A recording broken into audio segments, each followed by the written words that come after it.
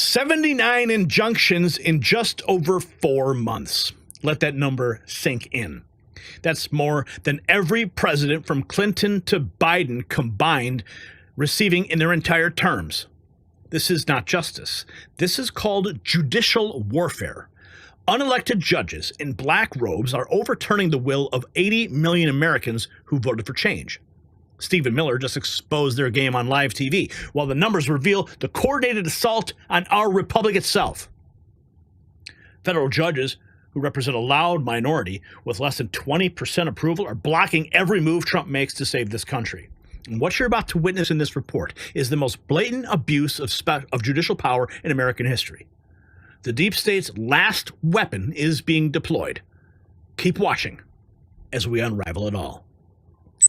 And just like activist judges threaten our constitutional republic, the collapse of the American bee population threatens our food sovereignty. Grocery bills are up 40% while our pollinators disappear. PatriotBeeBest.com is fighting back, restoring bee habitats, and protecting our food supply from total collapse. This veteran-owned movement isn't just about bees, it's about preserving American self-reliance. And when you visit PatriotBeeBest.com, you fund real restoration projects and support local beekeepers defending our food chain. Subscribe now with promo code NEXTNEWS for 25% off and get the Patriot Bee Digest with actionable info and family content. Go to PatriotBeeBest.com, protect the bees, and preserve the republic.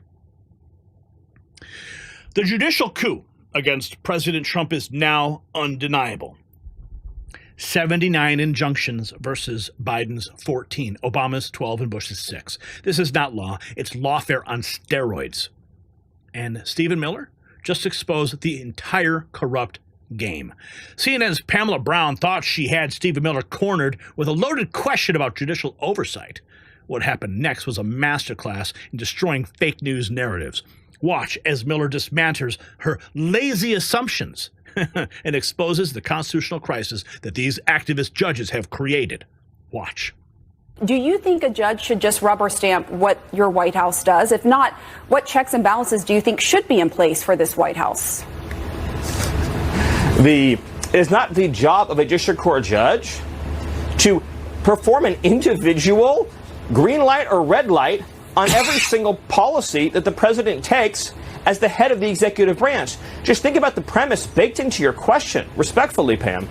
You're saying that when the American people elect a president of the United States of America, I'm not saying well, it's the implication. I'm not saying that. No, stop beating up on me, Stephen Miller. No, please do, please. The sole head of the executive branch. Well, let me finish. I will answer the question happily. But look, when you have these kinds of lazy assumptions built into questions, it makes it hard to have a constructive dialogue. What is a lazy assumption? I said you all had to win. You said is it my expectation? I'm speaking. You said is it my? You said is it my? I'm speaking. What do you think you are, Kamala Harris? Make me a sandwich. Expectation. It's not just you, it's the whole media. In other words, when you hear a sentence like... It is a completely fair question. You say judges who rule against the White House. And I will gladly answer it. When you say, do we think district court judges should rubber stamp each action? There is a premise that is built into that is absurd. The president is the sole head of the executive branch. He's the only officer in the entire government that's elected by the entire American people. Democracy cannot function. In fact, democracy does not exist at all if each action the president takes, foreign policy, diplomatic, military, national security, has to be individually approved by 700 district court judges. That's democracy. So if there's 15 communist crazy judges on the court, that each of them as a team working together can block and freeze each and every executive action. God, I love Stephen Miller. Democracy does not exist if 700 district court judges can block every executive action. He just defined the real threat to our republic. But no, CNN couldn't let that stand. Dana Bash rushed to defend her colleague Pamela Brown, claiming there was nothing lazy about the questioning. Watch this desperate attempt at damage control as the network circles the wagons to protect their failing narrative. Watch. For the record, there is nothing lazy about Pamela Brown in any way, particularly when it comes to her intellect. Nice try, Dana. Nice try. We've had your number for years. Oh, yeah, going all the way back to the Ron Paul campaign. Yeah, we've been deconstructing your freaking narrative since then.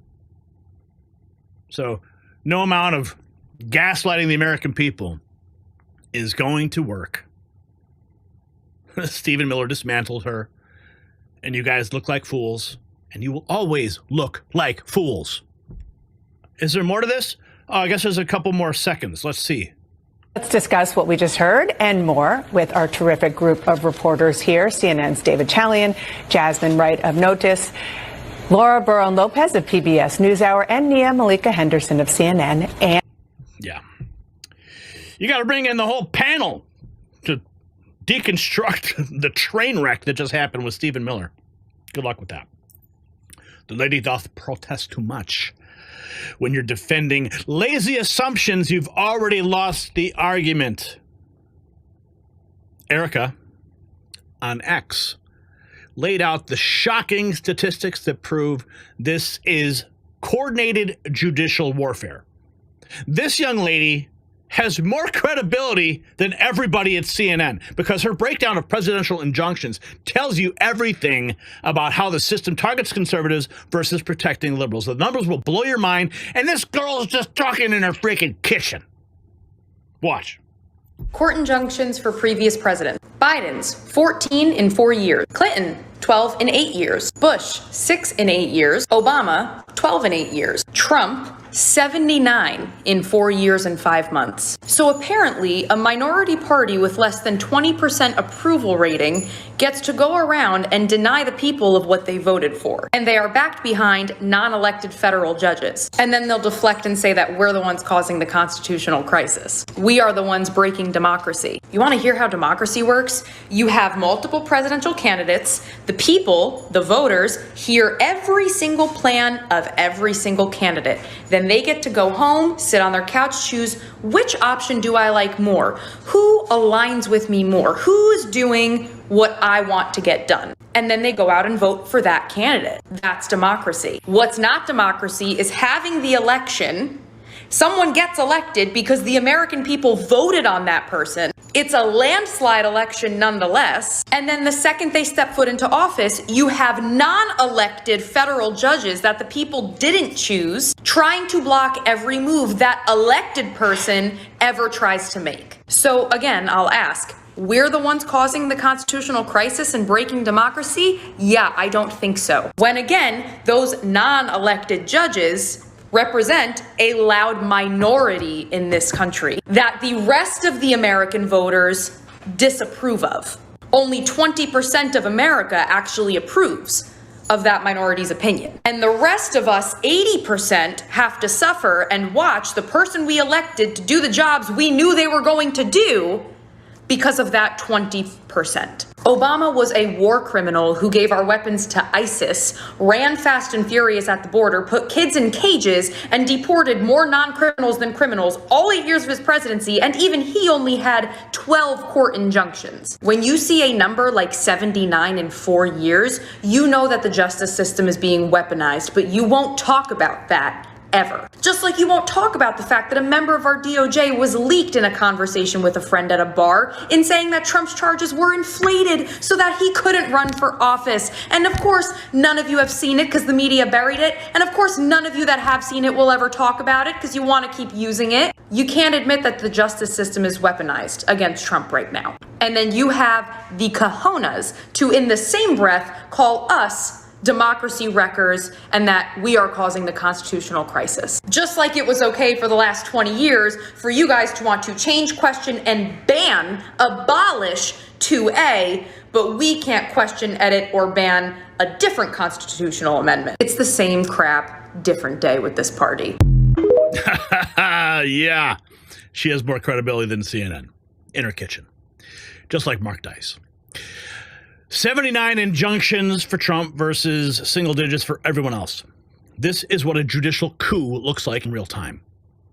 Now, CNN tried to spin this as democracy in action, but their own polling reveals America sees through the lies. Watch as they're forced to admit less than half of Americans believe that Trump keeps his promises, not because he doesn't, but because judges block him at every turn. Watch. Yeah, you know, Kate, I'm a Buffalo Bills fan, so I know what losing feels like. And I will tell you that the courts have halted Trump's admin agenda a huge number of times. What are we talking about? We're talking about at least 181 times that they have temporarily, at least temporarily, halted Trump's agenda. That is a huge number. To give you that in percentage terms, in over 50% of the cases that are presented to courts, the Trump administration agenda has been halted, at least temporarily. So Donald Trump, tries to do these actions with his administration, but the courts have been saying, hold on, wait a minute here. Then they have said that at least 181 times so far in just the first few months of this administration. Quite a number. On tariffs, some of the latest is this moniker that Wall Street we're learning that's being thrown around on Wall Street, which is TACO, an acronym for Trump always chickens out. Yes. You have numbers on that. Yeah. Okay. So one of the things, you hear these things going on, you say, okay, is this actually entering the mainstream culture? And we can see this right here in Google searches. The top term that was Googled with Donald Trump on Thursday was TACO. It was TACO. Indeed, get this, the terms Trump and TACO Google together up through the roof. Get this, 9,900% increase on Thursday versus Tuesday. So if you are wondering whether or not this Trump always chickens out and the acronym TACO actually has entered the mainstream, well, Google gives it away. It 100% has. And this to me is quite troubling for Donald Trump because obviously he trades on his name. He trades on the idea that he does what he says. And if all of a sudden you're associating Trump always chickens out with Donald Trump, well, that is no bueno. No bueno, huh? Trump always chickens out? TACO? That's the new narrative? When judges block every move? That is called pure propaganda. Over on The Five, on Fox, they broke down how this judicial blockade actually works. Emily Campagno explained the administrative law judge system that's been weaponized against Trump's agenda. This shadow judiciary operates outside of normal channels. Watch. All right, so this is the process that we have, and there's a judicial branch, Emily, that's weighing in here. And the Trump administration is going to appeal, so we're a little bit in limbo. Where do you see it? Yeah, and these are administrative law judges, right? So it's sort of on a different channel that I think a lot of people don't realize has really a big effect on our country, including the Social Security Administration and a lot of different agencies. But then it gets sort of put into the track of obviously the circuit court and eventually SCOTUS. Look, the senior judge had this quote, which was, it may be a very dandy plan, but it has to meet the statute. So at the end of the day, these judges argued that this particular statute did not levy the authority to the president to deal with tariffs, right? Only embargoes and sanctions. And then they said, and even if it did, this doesn't rise to the level of a national emergency because we've been sitting and drowning in these tariffs for 49 years. Now, the counter argument to that, the White House was like, no, it is an emergency. Actually, just because we've been sitting in it doesn't make it less acute. And also, indeed, I do have the authority. So now that was stayed. It will go, I'm sure, to the Supreme Court. And also, though, note this, that I think they're going to start just leveraging all of these tariffs under other statutes. So they're going to say, fine, I can't use this particular one. I'm going to start leveraging the same analogs in others. Do you think Congress would pass any other laws, Jesse, to see if they could, like the Republicans figure out a way? No. Yeah. Congress isn't going to do anything about this. He has the statutory authority. But you're right, Emily. They just have to invoke a different act. You could invoke the Trade Act of 1974, of 1930. You could expand it to different sectors because steel, aluminum, and auto tariffs are still on. You could say it's a national security threat. You could say it's retaliatory because another country is discriminatory. These things are going to go up no matter what. No matter what the courts say, he has the authority to do it. One of our viewers just sent a message here. TACO. Trump always cashes out. That's what it really means. But you saw Jesse Waters, he nailed it. He has the statutory authority. These judges are making up law as they go. But the real bombshell came when federal courts declared Trump's tariffs illegal right after they cut our trade deficit in half. CBS News had to report it, but watch now as they frame this constitutional overreach as legitimate oversight. Watch. Stocks are mixed today as investors react to news about President Trump's tariff plan. A federal trade court has ruled most of the taxes that the president sought to impose on foreign goods have been deemed illegal. Natalie Brand has a look now at the impact of this latest ruling. The three-judge panel that made this ruling included one appointed by President Trump during his first term. The judges in it say that the law used to enact many of these tariffs do not give the president blanket authority. The White House continues to defend its tariff strategy as a matter of national security. The Trump administration says it will appeal after the Court of International Trade ruled the president overstepped his authority in enacting sweeping tariffs on nearly all trading partners. These activist judges are trying to slow down something right in the middle of really important negotiations. I'm sure that when we appeal, that this decision will be overturned. The new ruling applies to the administration's 10% baseline tariff on most trading partners and the separate tariffs on China, Mexico, and Canada related to fentanyl and immigration. It does not apply to tariffs on specific products, including autos, aluminum, and steel. But analysts say it could impact trade negotiations underway over the president's reciprocal tariffs, now on pause until July. Activist judges trying to slow down important negotiations. Even Trump's own appointees are being used against him. Oregon's attorney general thought he'd won by getting Trump's Liberation Day tariffs frozen, but within hours, the appeals court reinstated them. Watch this premature victory lap turn into humiliation as the higher court had to step in. Watch. Well, it was a win for Oregon's attorney general and other states after a federal court declared many of President Trump's tariffs illegal. This is Coin 6 News at 4. I'm Mia Villanueva. And I'm Jeff Gianola. And now that victory is on hold because the U.S. Court of Appeals granting the Trump administration's request a few hours ago to temporarily halt that lower court ruling against those tariffs. One anchor says yes. The other anchor says no. Oh, yeah. This is glorious. Oregon's Attorney General Dan Rayfield talking with Coin 6 after a legal victory that put President Trump's Liberation Day tariffs on hold. Rayfield calling the ruling a victory for Oregonians and people across America. This is an incredibly big moment, right? This is where a president has tried to assert significant authority without congressional oversight in a way that would have been a tax on all of us. The U.S. Court of International Trade freezing the president's sweeping 10%. Wait, did he say president's executive authority without congressional oversight? I don't believe that's how it works. There's three separate but equal branches of government. Okay. That's the Oregon Attorney General, apparently. Tariffs against other nations and the targeted levies on goods from Canada, Mexico, and China. But will that ruling hold? Just hours after the Trump administration petitioned a court to allow it to continue imposing its tariffs.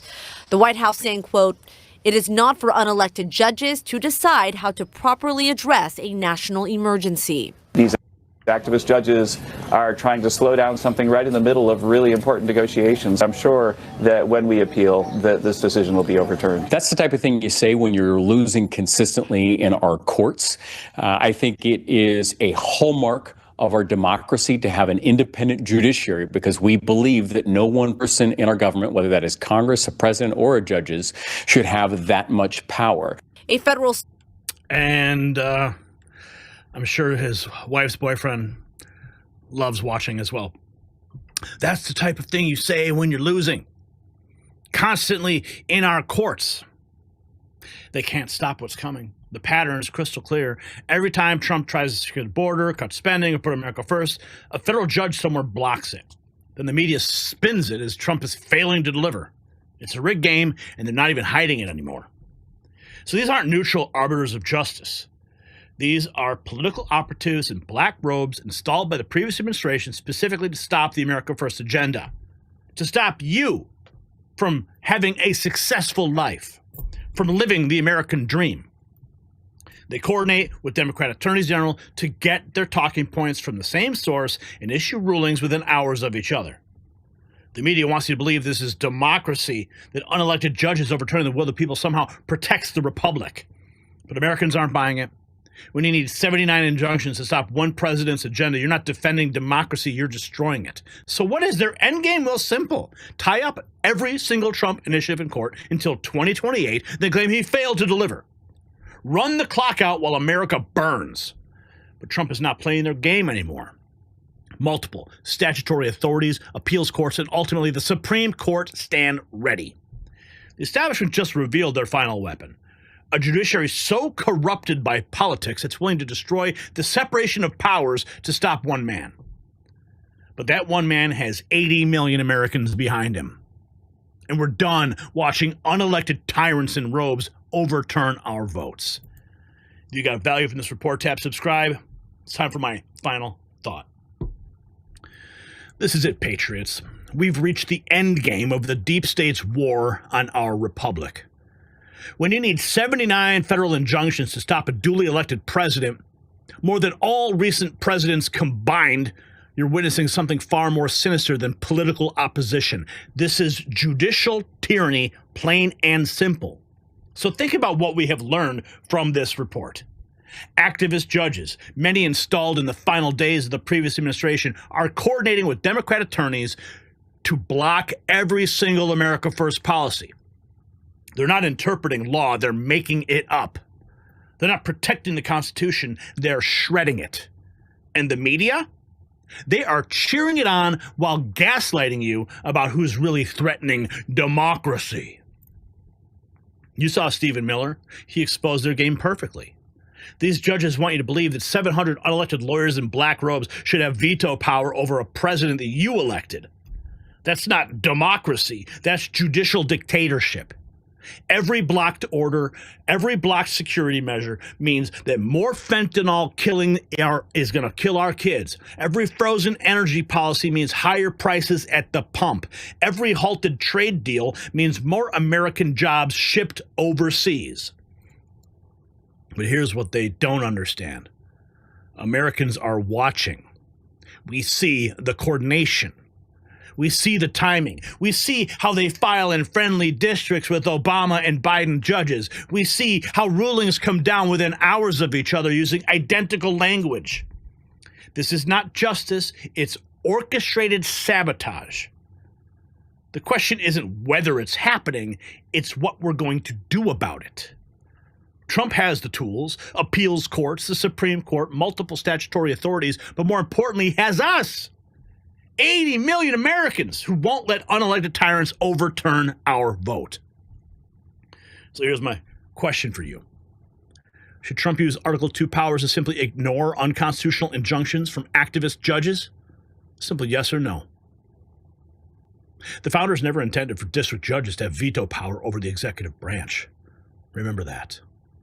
And don't forget to grab your next news gear at the Next News Merch Shop, where your resistance proudly